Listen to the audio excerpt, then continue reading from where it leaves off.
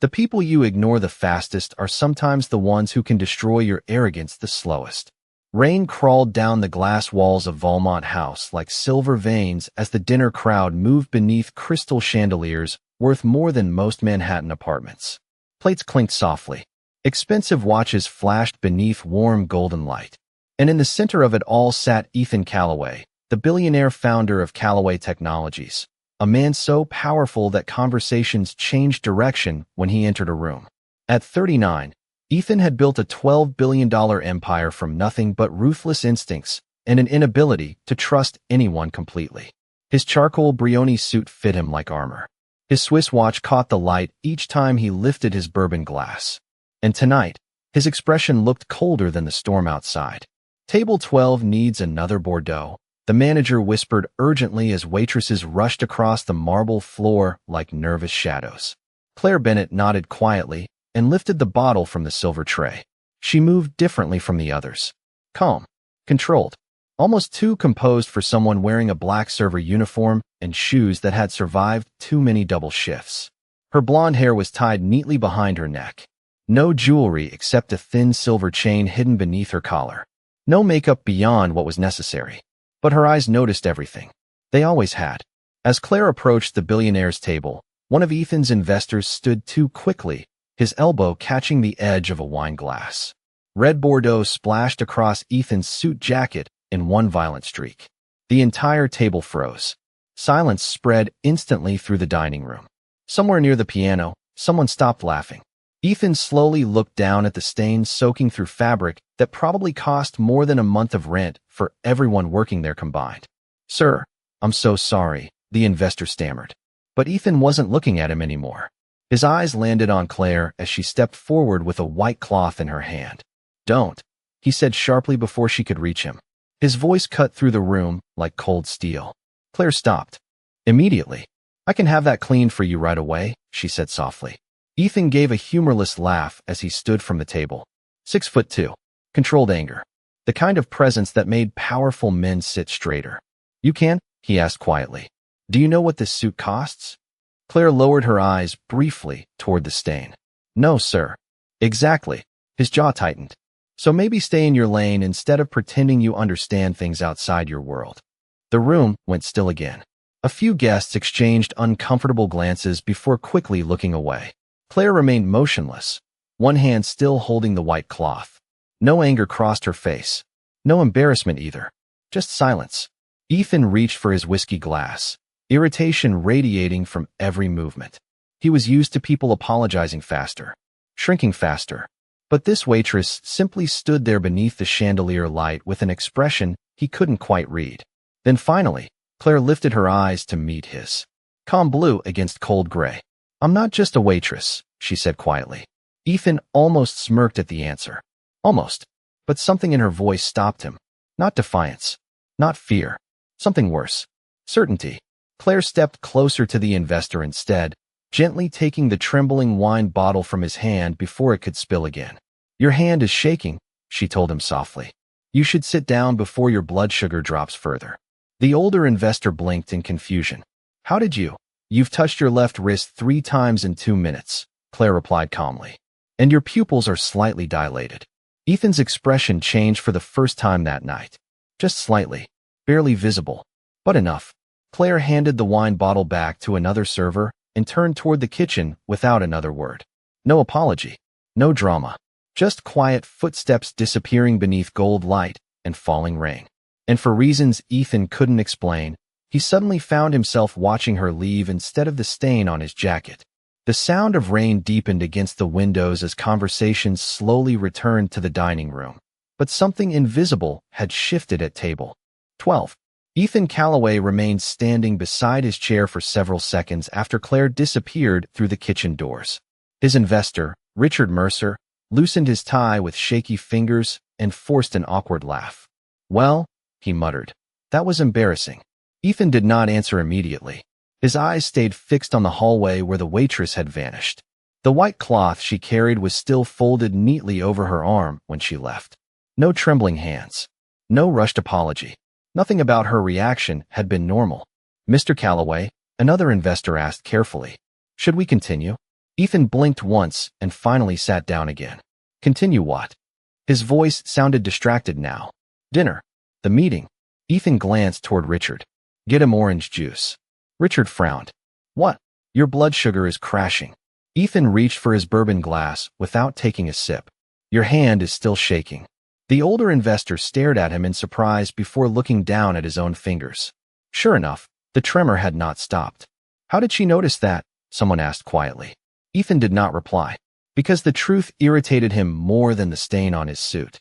He had not noticed it himself. Across the restaurant, Claire entered the kitchen with the same calm expression she always wore during rush hour. Steam floated through the air. Orders echoed from the grill station. Dishes clattered beneath harsh fluorescent lights. Claire, the manager hissed as he hurried toward her. What on earth was that? She placed the folded cloth beside the sink. An accident. You spoke to Ethan Calloway like he was some random guy at the bar. He is a random guy at the bar. The manager stared at her in disbelief. Do you know how much money that man is worth? Claire picked up another tray without emotion. Enough to buy a better attitude. One of the younger servers choked back a laugh. The manager rubbed his forehead anxiously. Please tell me you are not trying to get fired tonight. Claire adjusted the sleeve of her uniform. I'm trying to finish my shift. Before he could answer, another order bell rang loudly from the dining room. Claire lifted 2 plates from the counter and walked back through the swinging doors without another word. The restaurant looked softer now beneath the storm outside. Candlelight flickered against polished glass. Jazz music drifted quietly through the room. But Ethan's attention kept finding her no matter where she moved. She carried herself differently from everyone else. No nervous smile. No exaggerated politeness. Even the way she placed plates on tables felt deliberate, efficient, controlled, as if serving dinner was simply another task she happened to be good at. Nothing more. Ethan hated mysteries, especially human ones. You are staring, Richard muttered while sipping the orange juice a busboy had brought him moments earlier. Ethan looked away immediately. I am observing. Same thing. Richard smirked weakly. Careful. That girl clearly does not care who you are. Ethan gave a dry laugh. Everybody cares who I am. But the sentence landed with less confidence than usual. Because somewhere beneath the crystal lights and expensive wine, he realized Richard was right. Claire Bennett had looked at him the same way she might look at rain on a sidewalk. Temporary. Loud. Unimportant. That almost never happened anymore. Near the kitchen entrance, Claire paused briefly beside the espresso station while another server rushed past carrying martinis. She checked her watch automatically before realizing it had stopped again. 10:17. The same frozen time it had shown for almost a year. Her fingers lingered on the worn leather strap for half a second before she slipped another coffee cup onto a tray. You okay? Whispered Mia, one of the servers. Claire nodded once. Fine. You just embarrassed the richest man in the building. No, Claire replied softly. He embarrassed himself. Mia shook her head in amazement. I swear you are the calmest person I have ever met. Claire almost smiled at that. Almost. Because calm was easier than falling apart. Especially after years of learning nobody came to save you when life collapsed quietly. She lifted the tray again and turned back toward the dining room just as a sharply dressed hostess approached Ethan's table with visible panic on her face. She leaned close and whispered something into his ear. Ethan's expression changed instantly. Not anger this time. Concern. Real concern. He stood so abruptly his chair scraped across the marble floor. What do you mean the translator is stuck in traffic? He asked coldly. Around the table, the investors exchanged nervous glances. The delegation from Dubai is already here, the hostess whispered. They are waiting in the private lounge. Ethan looked toward the rain-covered windows. Manhattan traffic during a thunderstorm was already a disaster. But tonight, the streets looked nearly underwater. Give me another translator, he snapped. We called everyone available, the hostess said quietly. Nobody can get here in time. For the first time that evening, Ethan looked genuinely trapped. And 20 feet away, Claire Bennett slowly stopped walking. The private lounge overlooking Fifth Avenue suddenly felt smaller than it was. Rain hammered against the tall windows while 6 men in tailored dark suits sat around a polished walnut table, speaking quietly in Arabic as untouched glasses of sparkling water reflected the low amber lights above them. Ethan Calloway entered the room with controlled urgency, buttoning the front of his replacement jacket as his assistant hurried behind him, carrying contracts and tablets. "Gentlemen," Ethan said smoothly, forcing confidence into his voice, "I apologize for the delay." The oldest investor offered a polite nod, but his expression remained unreadable. Beside him, another man checked his watch before speaking in Arabic again. Fast. Sharp. Ethan recognized enough to understand one thing. They were losing patience. "The translator?" One of his executives whispered nervously. Ethan's jaw tightened. Still stuck downtown. Silence settled heavily across the room. Outside, lightning flashed over Manhattan for half a second before vanishing again into rain. Ethan hated situations he could not control. And tonight, control was slipping 1 inch at a time. "Perhaps we postpone until tomorrow," one of the investors suggested calmly in accented English. Ethan forced a polite smile. Tomorrow will not be necessary. But even he heard the strain beneath his own voice. Because this deal mattered more than anyone in the room realized. The Dubai partnership would expand Callaway Technologies into 3 new international markets within 18 months. It was the largest move of his career since taking the company public. Failure tonight was not an option. Yet across the table, the investors had already begun exchanging quiet Arabic comments with each other again. Ethan caught isolated words. Delay. Risk. Unprepared. His frustration sharpened. "Coffee service," one investor requested politely as a server entered the room. Ethan barely glanced up at first. Then he froze. Claire Bennett stepped into the lounge carrying a silver tray lined with espresso cups. Her expression remained neutral as always, but her eyes moved once across the room and immediately understood everything. The unfinished contracts. The impatient silence. The missing translator. Ethan watched her place coffee cups carefully before each guest, without a single unnecessary movement. Quiet. Precise. One of the investors thanked her softly in Arabic out of habit. Claire answered automatically in the same language. Fluent. Natural. The room went completely still. Ethan slowly lifted his eyes toward her. One investor blinked in visible surprise. Another lowered his espresso cup halfway to the table. Claire herself seemed to realize what she had done only after the words had already left her mouth. For half a second, nobody moved. Then the oldest investor smiled faintly for the first time all evening. "You speak Arabic," he said warmly in English. Claire straightened slightly beside the table. "Yes, sir." Ethan stared at her. "You speak Arabic?" She looked at him calmly. "Among other things." Somewhere behind Ethan, one of the executives whispered, "You have got to be kidding me." The investor closest to the window laughed softly beneath his breath. "Interesting restaurant." Claire lowered her gaze politely. "Would you like more sugar with your espresso, sir?" Ethan almost laughed himself at the absurdity of the moment. 30 minutes ago, he had told this woman to stay in her lane. Now she was standing in the middle of a $12 billion negotiation, speaking a language his entire executive team depended on tonight. One of the investors suddenly spoke rapidly in Arabic again, his tone sharper this time. Ethan could not understand the words, but he recognized tension immediately. Claire remained still beside the table. Ethan noticed the smallest hesitation in her posture. Then the oldest investor turned toward him with a diplomatic smile. "My associate is concerned about Clause 14 in the acquisition structure." Ethan frowned slightly. Clause 14. His legal team had reviewed the contracts 6 times already.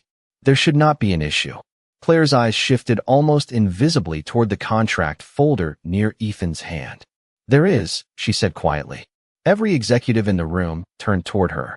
Ethan's expression hardened slightly. "Excuse me." Claire kept her voice calm. "The Arabic translation and the English version do not say the same thing." Silence. Heavy this time. One of Ethan's attorneys immediately opened the contract folder. Pages rustled quickly beneath trembling fingers. The investors exchanged subtle glances with each other. Ethan looked directly at Claire now, studying her carefully beneath the amber lights. "What exactly is different?" Claire inhaled softly before answering. "The English version describes a strategic partnership." She looked toward the Arabic pages. "But the Arabic clause transfers partial intellectual property ownership after 18 months. One executive nearly dropped his pen. Ethan's eyes narrowed immediately as he grabbed the documents from the table. "That is impossible." Claire said nothing. She simply pointed quietly toward one paragraph halfway down the Arabic page.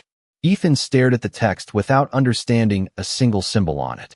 But across from him, the oldest investor slowly removed his glasses and leaned back in his chair with visible respect in his eyes. "Your waitress," he said calmly, "just saved you from signing away part of your company." And for the second time that night, Ethan Calloway found himself completely speechless. For several long seconds, nobody inside the private lounge touched the contracts. Again, rain whispered against the windows overlooking Manhattan, while the espresso machine hummed faintly somewhere beyond the closed doors. Ethan Calloway remained standing at the head of the table, one hand pressed against the folder Claire had just exposed. The atmosphere had changed completely now. Before, the room belonged to billionaires and executives. Now every eye kept drifting back toward the quiet waitress beside the coffee tray. Claire stood calmly beneath the warm lights, her posture unchanged despite the sudden weight of attention surrounding her. One of Ethan's attorneys cleared his throat nervously as he flipped between pages. "She is correct," he admitted quietly. "The Arabic wording creates a secondary ownership pathway after the transition period." Another executive looked pale. "How did we miss this?" Nobody answered. Across the table, the Dubai investors exchanged subtle glances with one another. But unlike before, their expressions no longer carried impatience. Now they carried curiosity. The oldest investor slowly folded his hands together. "Miss Bennett," he said politely, "where did you learn legal Arabic?" Claire hesitated very slightly before answering. "University." Ethan looked up sharply. "You studied this?" "Among other things." Her voice remained soft, controlled. Ethan stared at her for a moment longer than necessary. There was no arrogance in her tone, no attempt to impress anyone. Somehow that made the entire thing more unsettling, because people who truly knew their value rarely needed to announce it. One executive suddenly let out a nervous laugh. "Well," he muttered, "I guess we owe our waitress a thank you." Claire glanced toward him briefly. "You owe your legal department new translators." The room went silent again. Then unexpectedly, one of the Dubai investors laughed out loud. Warm, genuine. Even Ethan almost smiled despite himself. The older investor leaned back comfortably now. "I like her," he said in Arabic to the others. Claire understood every word but pretended not to. Ethan noticed that too. He noticed everything about her now. The restraint, the precision, the strange discipline in the way she spoke only when necessary. "Miss Bennett," Ethan said finally, his voice lower than before. "Would you stay for the remainder of the meeting?" Claire blinked once. "I am working." "So am I." She looked toward the coffee tray in her hands. "I am not your employee, Mr. Calloway." The sentence landed softly, but somehow hit harder than criticism. One of the executives shifted uncomfortably in his chair. Ethan held her gaze for several seconds. Normally people rushed to impress him, agreed too quickly, smiled too carefully. Claire Bennett did none of those things. She simply waited, calm as rain against glass. Finally, Ethan spoke again.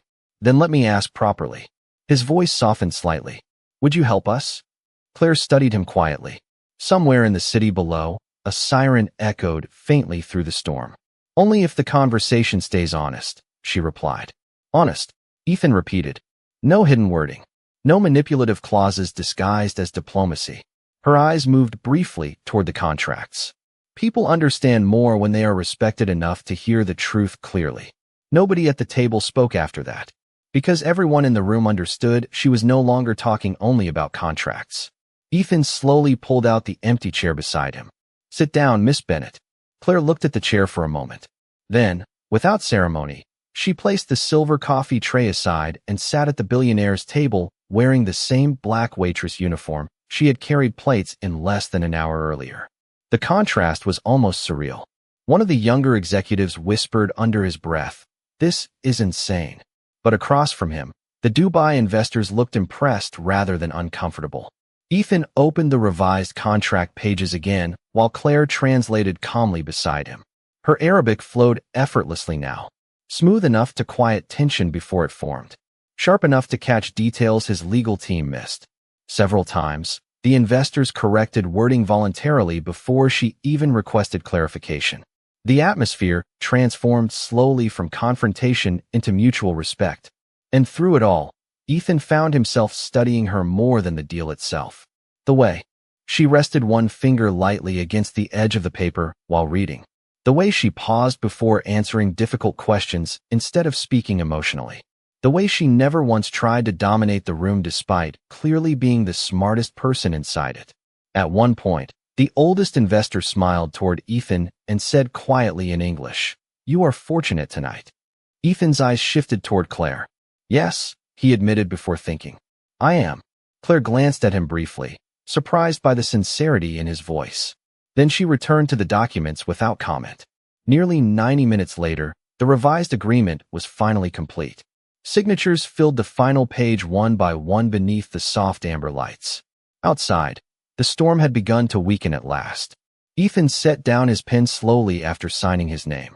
A deal worth nearly $3 billion had just been secured because of a waitress carrying espresso cups through a dining room. The absurdity of it would have sounded fictional 12 hours earlier. One of the investors stood and extended his hand respectfully toward Claire. "You saved all of us from future complications tonight." Claire shook his hand politely. "You saved yourselves by listening." Another silence followed that. Different now. Quieter. Respectful. Ethan looked at her carefully across the polished table. "Who are you really, Claire Bennett?" For the first time all evening, something flickered behind her calm expression. Not fear. Not pride. Something sadder than both. Then she answered softly. "Someone who learned that titles matter less than people think." The meeting ended just after midnight. Manhattan glistened beneath the storm like a city dipped in liquid gold as the Dubai investors shook hands one final time before disappearing into the private elevator with Ethan's legal team. The tension that had consumed the evening was finally gone, replaced by something quieter. Respect. Relief. Exhaustion. Claire Bennett gathered the empty espresso cups from the walnut table without ceremony, moving carefully beneath the dim lounge lights while executives whispered around her as though she had suddenly become someone dangerous to underestimate. "Do you realize what just happened in here?" One attorney murmured under his breath. Another shook his head slowly. She caught in 30 seconds what 6 analysts missed for 3 weeks. Claire pretended not to hear either comment. She stacked the cups neatly onto the silver tray and adjusted the sleeve of her black uniform again, the same way she always did when she wanted distance from attention. Ethan Calloway remained near the windows overlooking Fifth Avenue, one hand in his pocket, staring down at the wet streets 30 floors below. Normally, after a successful negotiation, he felt powerful, victorious. Tonight felt different. Tonight, he kept replaying a sentence in his mind. "Stay in your lane." The memory landed harder now than it had before. Because for the first time in years, Ethan realized he had spoken to someone extraordinary, as if they were invisible. Claire lifted the tray and started toward the door quietly. "Miss Bennett." Ethan's voice stopped her halfway across the room. She turned calmly. "Yes." Ethan studied her for a moment before speaking again. "Stay for 1 minute." Claire glanced toward the hallway leading back to the restaurant floor. "My shift is not over. I will compensate the restaurant." "That is not the same thing." Ethan almost smiled despite himself. Every conversation with her felt like losing a chess match one move at a time. "Please," he said finally, and the words sounded unfamiliar coming from him. Claire hesitated briefly before setting the tray back onto the table.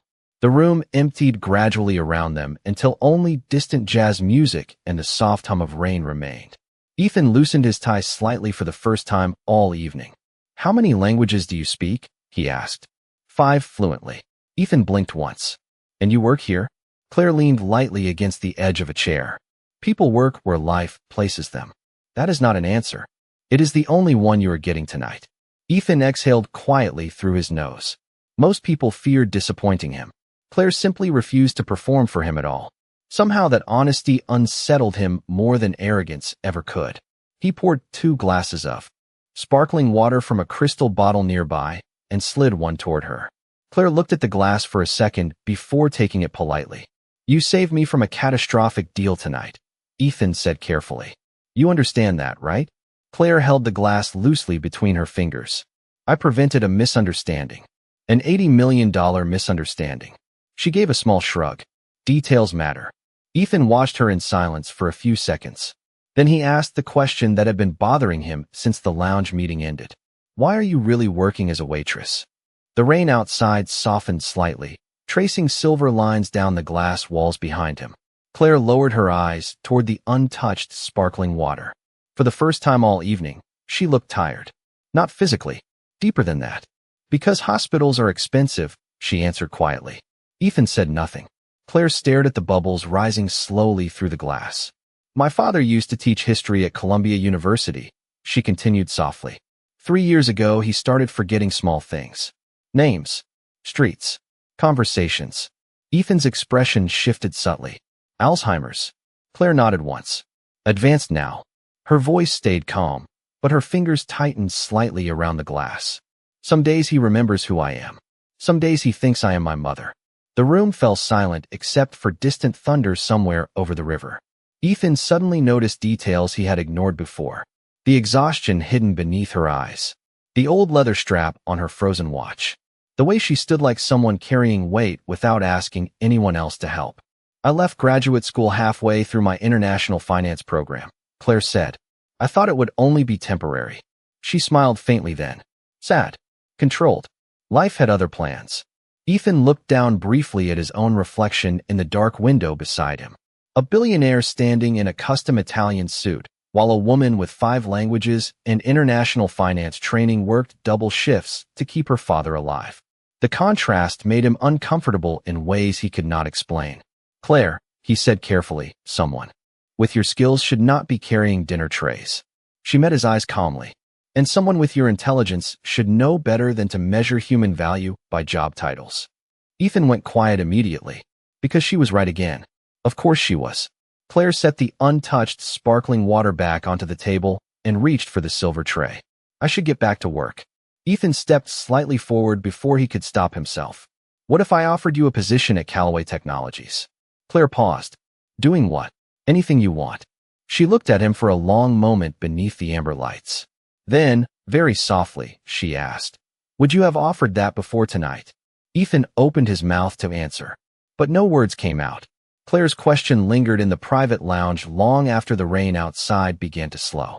Ethan Callaway stood motionless near the windows, staring at her without answering. Because the truth was immediate and uncomfortable. No, before tonight, he would not have offered her anything except another polite dismissal and a generous tip.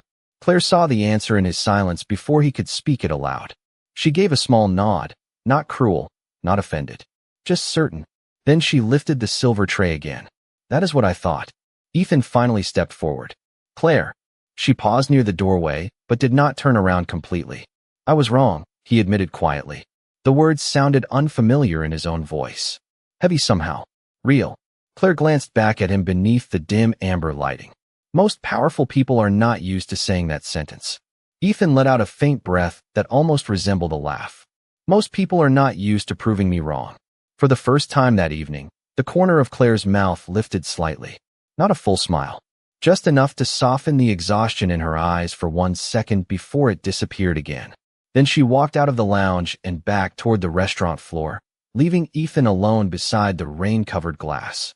He remained there for several moments after she left. Quiet, thoughtful. Below him, Manhattan pulsed with midnight traffic and reflections of neon against wet pavement. Usually his mind moved quickly from one objective to the next. Numbers, markets, expansion plans. But tonight his thoughts kept returning to a waitress carrying a silver tray like it weighed nothing at all. Sir. His assistant approached carefully from the hallway. The cars are ready. Ethan looked away from the windows slowly. Cancel the rest of tomorrow morning. The assistant blinked in surprise. Your investor breakfast? Cancel it. Yes, sir. Ethan adjusted the cuff of his jacket absent-mindedly. And I want a full background report on Claire Bennett. The waitress. Ethan's eyes lifted coldly. Do not make me repeat myself. Right away. The assistant disappeared instantly. Ethan looked once more toward the restaurant floor through the glass hallway below. Claire moved between tables beneath golden chandelier light while carrying another tray of drinks. Calm as ever. But now he noticed details he had missed earlier. The slight stiffness in her shoulders from exhaustion. The tiny pause every time she checked the frozen watch on her wrist. The fact that she never lingered at conversations longer than necessary. Like someone who had learned long ago not to belong anywhere too deeply. Downstairs, the dinner crowd had thinned considerably after midnight. Soft jazz drifted through the nearly empty dining room, while servers folded napkins and polished wine glasses for closing. Claire placed the final dessert plate onto table 14 and quietly thanked the older couple before turning toward the service station. "You know the entire kitchen is obsessed with you now," Mia whispered as Claire entered the back area. Claire reached for the coffee machine without reacting. "That sounds unhealthy."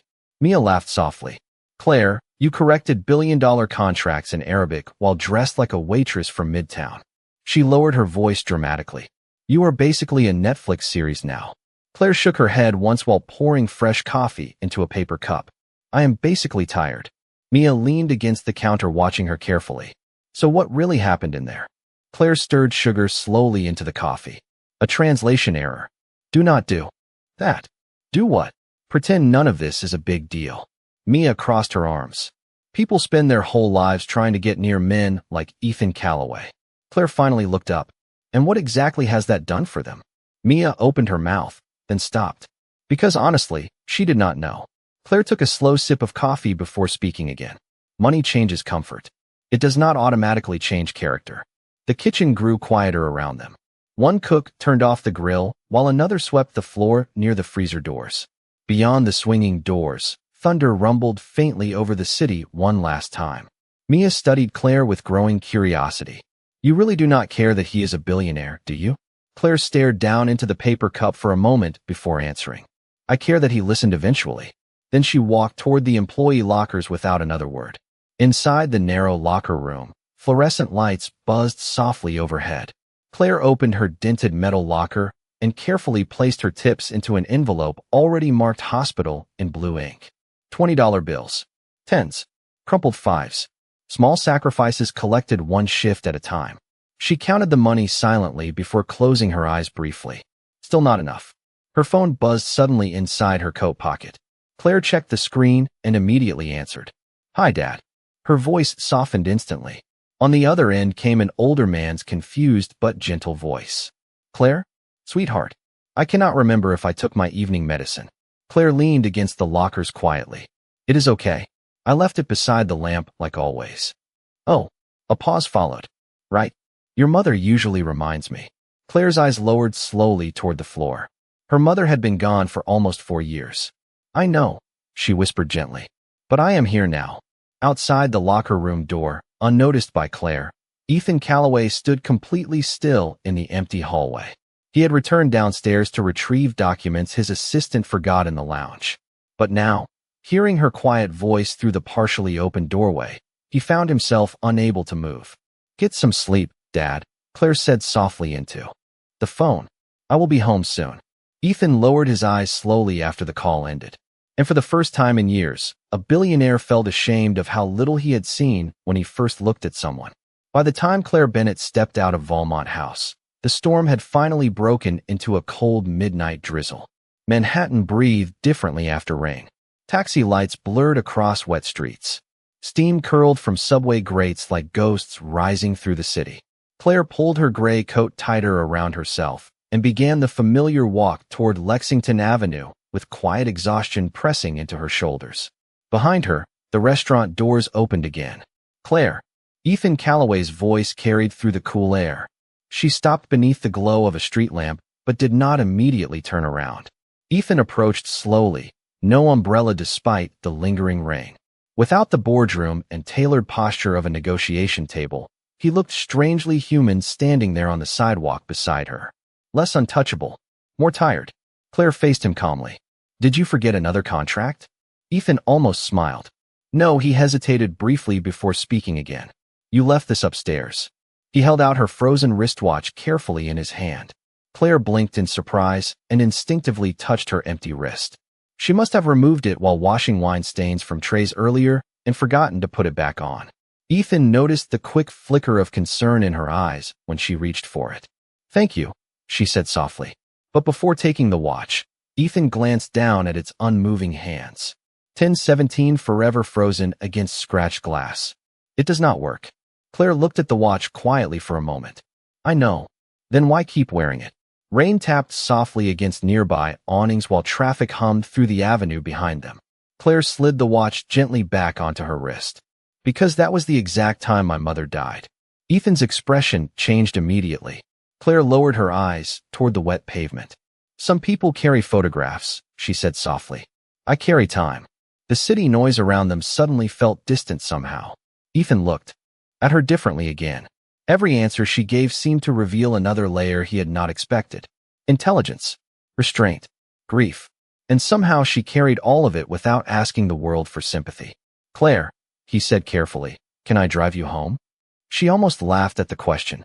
You do realize rich men asking women into black SUVs after midnight sounds suspiciously like every true crime documentary ever made. Ethan blinked once before unexpectedly laughing out loud. Genuine this time. Quiet, but real enough that even Claire looked slightly surprised hearing it. Fair point, he admitted. I deserve that. Claire adjusted the strap of her bag. I take the subway. At 1 a.m. New York does not stop existing after dark. Ethan looked down the nearly empty street. Still, let me at least call you a car. Claire studied him for a moment beneath the street lamp. The billionaire from earlier that evening would never have asked twice. Would never have accepted hesitation. But now he simply waited. Finally, she nodded once. A car is fine. 10 minutes later, a black sedan moved quietly through rain-covered Manhattan streets, while jazz music played softly through hidden speakers. Claire sat near the window with both hands folded loosely in her lap, while city lights reflected across the glass beside her. Ethan sat across from her in silence for most of the drive. Not awkward silence. Thoughtful silence. The kind that arrives when two people stop trying to perform versions of themselves. My assistant finished part of your background report already, Ethan said eventually. Claire turned slowly toward him. That sounds invasive. It probably is. And Ethan looked almost uncomfortable now. You graduated at the top of your class at Georgetown before transferring into a dual master's program in international finance and linguistics. Claire stared at him quietly. You also published economic research under a different surname. Ethan's eyes narrowed slightly. Claire Bennett is not your original name, is it? For the first time since entering the car, real tension crossed her face. Small, brief, but visible. Ethan immediately regretted. Pushing further. You do not have to answer that, he said more gently.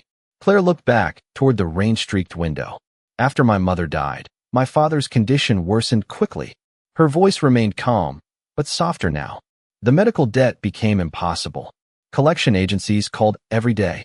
Reporters started contacting me after one of my research papers gained attention online. Ethan listened carefully without interrupting. I changed my last name because I needed anonymity more than recognition. She smiled faintly at the city lights outside. Turns out nobody looks too closely at waitresses. Ethan lowered his eyes slowly after hearing that. Because she was right again. Society noticed expensive suits before quiet intelligence almost every time.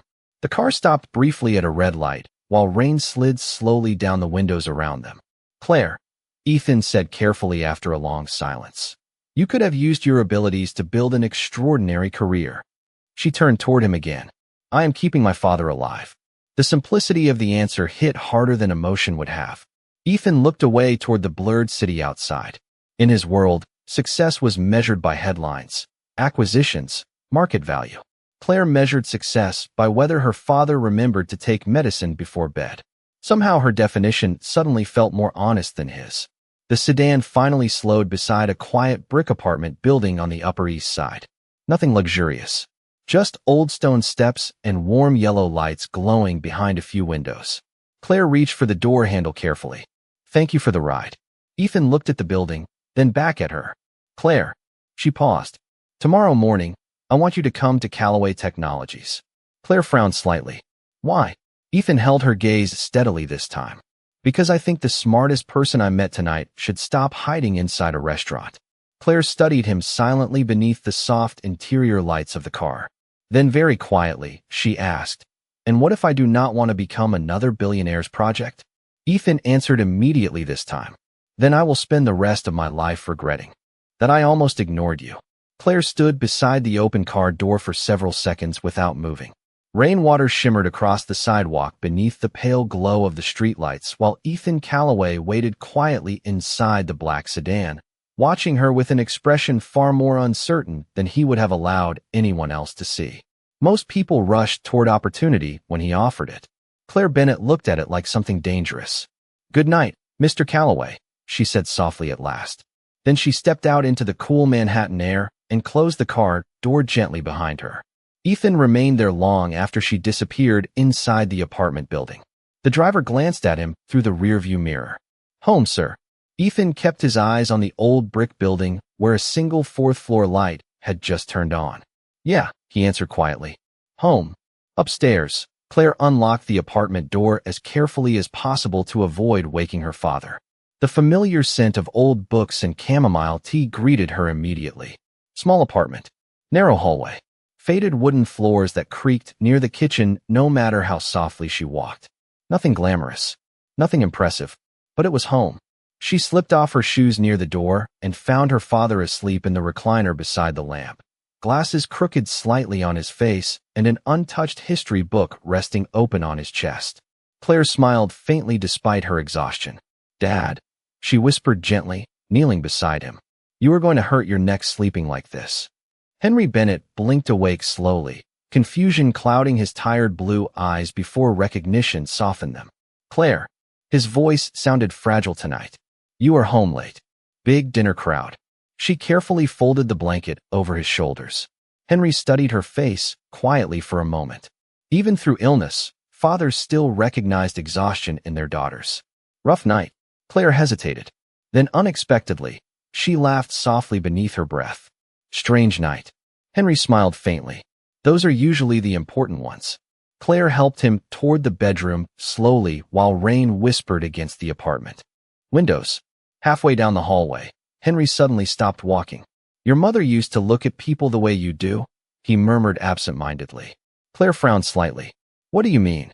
Like you already knew who they really were before they spoke?" His eyes drifted somewhere far away now, caught between memory and confusion.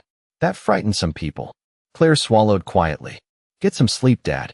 After settling him into bed, she finally sat alone at the small kitchen table with a reheated cup of coffee and the envelope marked hospital beside her. The numbers still did not work. Medication costs, specialist appointments, rent. Every month felt like trying to stop water from leaking through cracked glass using only her hands. Her phone buzzed softly against the table. Unknown number. Claire almost ignored it before answering carefully. "Hello." "Do not hang up." Ethan's voice filled the quiet kitchen. Claire closed her eyes briefly. "It is 1:30 in the morning." "I know. Most billionaires buy islands at 1:30 in the morning. They do not call waitresses."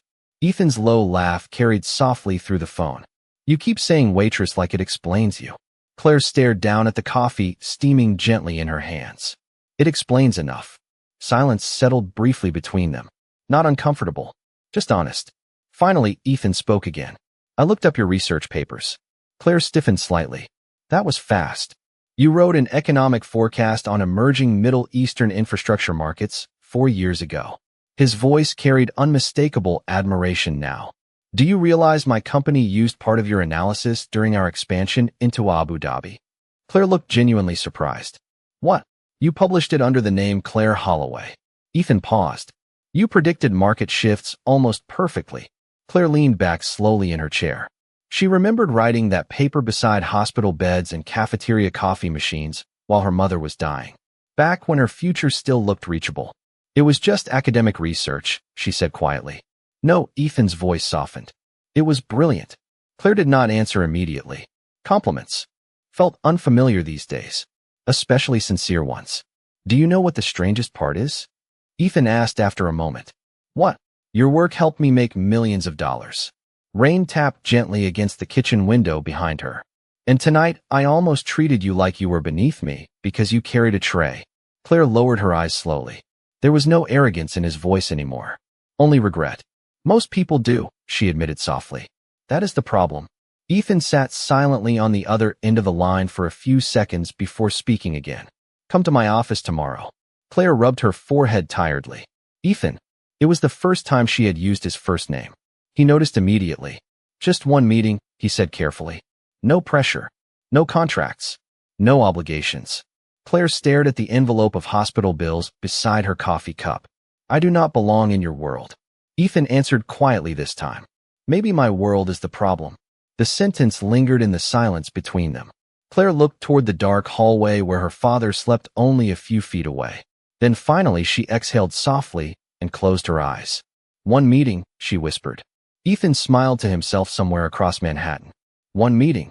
And after the call ended, Claire sat alone at the kitchen table listening to the rain while something unfamiliar slowly settled into her chest. Not hope exactly. Hope felt too dangerous after years of survival. But maybe something close to it. The next morning, Manhattan woke beneath pale silver skies and streets still shining from the storm. Claire Bennett stood outside the glass tower of Callaway Technologies with one hand wrapped around a paper coffee cup that had already gone cold. People in tailored suits moved quickly around her, badges flashing beneath expensive coats as revolving doors swallowed them into the building one after another. Nobody looked at her twice. Just another woman standing on a New York sidewalk. Claire almost turned around 3 separate times before finally stepping inside. The lobby rose around her in polished marble and quiet wealth. Massive digital screens glowed softly above a floor so clean it reflected light like water. A receptionist looked up with practiced professionalism. "Can I help you?" Claire adjusted the strap of her bag. "I have a meeting with Ethan Callaway." The receptionist blinked once in surprise before quickly checking her computer. Then her posture changed immediately. "Of course, Miss Bennett." A private elevator opened less than 30 seconds later. Claire noticed several employees glance toward her curiously as she stepped inside, wearing a simple navy coat instead of designer labels. 38 floors above Manhattan, Ethan stood inside his office staring through floor-to-ceiling windows while his untouched coffee cooled beside stacks of financial reports. His assistant entered carefully. "She is here." Ethan turned too quickly, almost annoyed at himself for how relieved he suddenly felt. "Send her in." A moment later, Claire stepped into the office quietly. Sunlight filtered through the glass behind her while the city stretched endlessly below. Ethan had spent years building this empire. Usually he enjoyed how intimidating it felt to outsiders. Today he suddenly wondered if it simply looked lonely. Claire looked around once before facing him calmly. "You have a very expensive ceiling." Ethan laughed softly despite himself. "Good morning to you too." She held up the paper coffee cup. "I passed 3 people downstairs carrying drinks that cost more than my electricity bill." "That sounds like Midtown." Claire finally smiled faintly. Real this time. Small, but enough to change the entire room for 1 second. Ethan noticed immediately. "Sit," he said gently, motioning toward the leather chair near the windows. Claire sat carefully, still observing everything around her with quiet caution. Ethan remained standing for a moment before walking toward his desk and sliding a folder across the glass surface toward her. Claire frowned slightly. "What is this?" "A job offer." She did not open it. "You move fast." Ethan leaned lightly against the desk. "When I recognize value, yes." Claire looked down at the folder but kept her hand still. "What exactly are you offering me?" "Senior International Strategy Consultant." Claire slowly lifted her eyes toward him. "That is not funny. I am not joking." "Ethan." She almost sounded frustrated now. "I have been out of the industry for years. And you still outperformed my legal and finance departments in under 10 minutes. Ethan's voice stayed calm. "You think talent disappears because life becomes difficult?" Claire looked away toward the skyline beyond the windows. Somewhere below, Manhattan traffic crawled endlessly through morning light. "I do not even know if I remember how to belong in places like this anymore." Ethan studied her quietly before answering.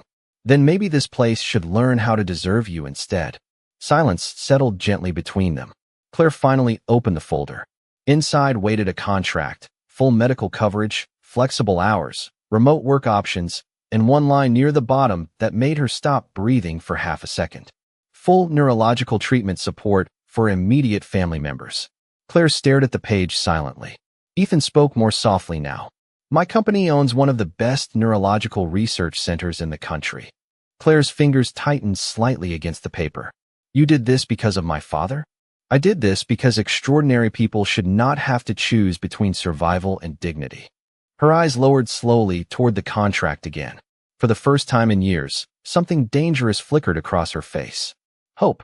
Real hope. Ethan walked toward the windows beside her, giving her space instead of pressure. "You know," he said quietly, "I built this company believing intelligence was easy to recognize." Claire looked up at him. Ethan smiled faintly at the city below. "Turns out arrogance makes people blind." Claire closed the folder carefully and stood from the chair. Ethan turned toward her, waiting. She stepped closer to the windows overlooking Manhattan until both of them stood side by side above the city. I am not saying yes today, she said softly. Ethan nodded once. Fair. And if I work here, I will disagree with you often. I am starting to expect that. Claire looked out at the sunlight reflecting against thousands of glass buildings across New York. The city suddenly looked different from 38 floors above the streets she had spent years walking through unnoticed. When my mother died, she said quietly. She told me something the night before. Ethan listened without interrupting. Claire smiled sadly toward the skyline. She said the world teaches people to look at uniforms instead of souls. Her fingers brushed lightly against the frozen watch on her wrist. I think she was right.